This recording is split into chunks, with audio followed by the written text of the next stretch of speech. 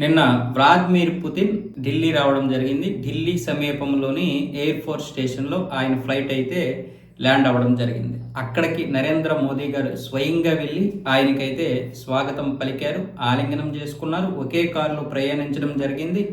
హైదరాబాద్ హౌస్లోనైతే పుతిన్కి ఒక ఆతిథ్యం ఇవ్వడం జరిగింది. హైదరాబాద్ హౌస్ అనేది ఒక ప్రత్యేకమైనటువంటి హౌస్.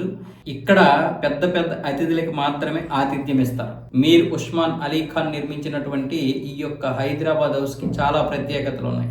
36 గదులతో విశాలవంతమైనటువంటి కట్టుదిట్టమైనటువంటి సెక్యూరిటీతో ఉంటుంది. 8 ఎకరాల్లో ఉన్నటువంటి ఈ హౌస్లో ఇంతకుముందు ఒబామా, ట్రంప్, జిన్పింగ్, నెతన్యాహు అలాగే పుతిన్ ఇంతకుముందు వచ్చినప్పుడు కూడా ఉన్నారు. మళ్ళీ ఇప్పుడు పుతిన్కి అక్కడే ఆతిథ్యం ఇచ్చారు. అయితే దీని గురించి రష్యా ప్రధాన కార్యాలయం కూడా స్పందించింది. మేము ఇలాంటి స్వాగతం పలుకుతారని మేము ఊహించలేదు. అంటే నరేంద్ర మోదీ స్వయంగా వచ్చి పుతిన్ని ఆహ్వానం పలుకుతారు అనుకోలేదు. ఆయన మొదటి నుంచి కూడా పుతిన్ అంటే చాలా ప్రేమ చూపిస్తారు, స్నేహంగా ఉంటారు. పుతిన్ అంటే ఎక్కడ లేని ఎనర్జీ వస్తుంది మోదీ గారికి, ఆ విషయం మాకు తెలుసు.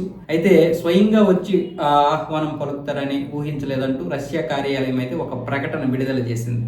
ఈ ప్రకటనకి మన దౌత్య కార్యాలయం కూడా కృతజ్ఞతలు చెప్పింది. అయితే వీళ్ళిద్దరి కలయిక వల్ల ఇప్పుడు ఎన్నో రంగాల్లో అభివృద్ధి అయితే సాధిస్తున్నాం మనం, అలాగే రష్యా. ఒకప్పుడు రష్యా మన దగ్గర ఏదైనా సరే అమ్మడం జరిగేది, కానీ ఇప్పుడు కలిసి పనిచేస్తున్నాం. అయితే ఇంతకుముందు నుంచే బ్రహ్మోస్తో మనం సంయుక్తంగా పనిచేసాం. ఇంకా ఎక్కువగా ఇప్పుడు కలిసి పనిచేయడానికి అవకాశం ఉంది. అంతరిక్షం, పరిశ్రమలు, రక్షణ వ్యవస్థ, ఇలా రకరకాలుగా ఒప్పందాలు అయితే జరగబోతున్నాయి. ముఖ్యంగా S-500 గురించి అయితే ఇప్పుడు మనకి చాలా పెద్ద ఒప్పందం జరిగే అవకాశాలు అయితే కనిపిస్తున్నాయి. దీనికి తోడు ఒక జలాంతర్గామి, దాదాపు $2 బిలియన్ అంట ఆ జలాంతర్గామి యొక్క ఒప్పందం. అది కనుక జరిగితే మళ్ళీ మనకి చాలా పెద్ద జలాంతర్గామి వచ్చే అవకాశాలు ఉన్నాయి.